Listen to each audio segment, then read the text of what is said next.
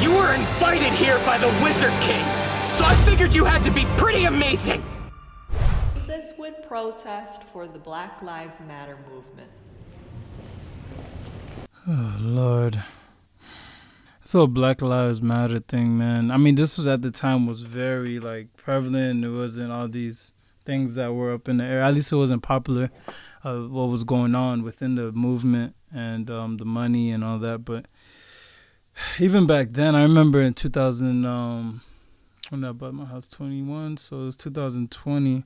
Like, I remember, man, it was already people going to the websites of Black Lives Matter and looking at who supported them and, or like who was not supported them, but the actual company behind Black Lives Matter. And it's not even, the faces, you know, they're more like pawns to me, if anything. But yeah, Jesus was standing with God, for God, and to do God's will. That's what Jesus would stand for. To say or whether or not he would or would not stand for Black Lives Matter, the movement, I think he would stand with black people. He would also stand with other people. So it's just a weird question. But it's, I mean, I get it. You know, I get it. That's a very loaded, very loaded. Jesus cares so much about everyone that I think that we see him making stances, especially in the Synoptic Gospels. You know, throughout text, we see him like actually standing up for people. Right, the gospel is not about Black Lives Matter, but Jesus often stood up for those who are oppressed, for those who are discarded, those who are marginalized. I'm not saying everything about the Black Lives Matter is perfect or good, as if any movement is, but he would stand up for those who are voiceless. Yeah, I think Jesus would protest for the lives of one lost sheep.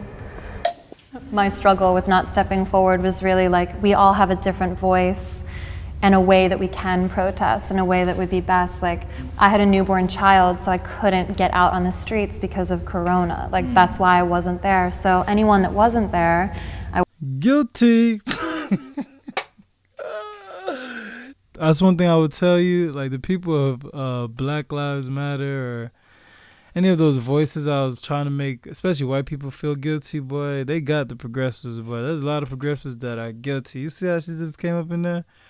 And it's like, man, I'd be feeling bad that you feel guilty. It's like, dang, bro, like, man, we all just trying to survive. But it's just, man, media and the power that media has to influence the masses and to get us to either agree or disagree, to separate or to come together. It's crazy.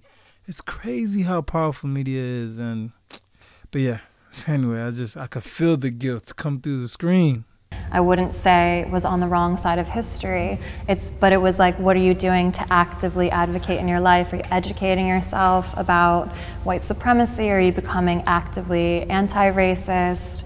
I wouldn't envision like Jesus out there with like a sign, because I do believe that Black Lives Matter, I do believe that all lives matter, but I don't think I need to protest in order for me to prove that. You have to remember that this same Jesus whooped the hell out of a temple because they were in there doing things that they should not have been doing, and we see him go in and be very vengeful in his approach of flipping over tables and doing different things to protest that God's house was supposed to be a house of prayer and that they had made it into a den of thieves. I mean, I get it. Historically, if this... Yes, it was for God. God's house.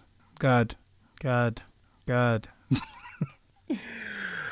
Man, I have like... We in America especially, we've been sucked into this battle against each other, and there's so much bigger things at play with the way the government is moving with other governments, and like what's happening right now in Russia and China and Brazil, and I'm like, man, like we're being distracted. If you guys looking at history books, if you look at right before the Romans got invaded, they were distracting the people with Colosseum games, and they were using Christians. And those Colosseum games, they were getting eaten by lions, and it was crazy. But distraction. It was all distraction.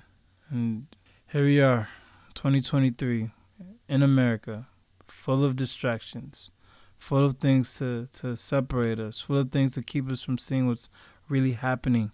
Not everybody, of course, but most of us, for sure. Happened in the first century and something like a Black Lives Matter was happening, I don't think Jesus would be part of that because that was not part of his mission. That's not.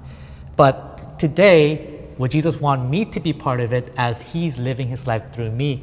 Then I would answer yes, to stand up for those who are oppressed.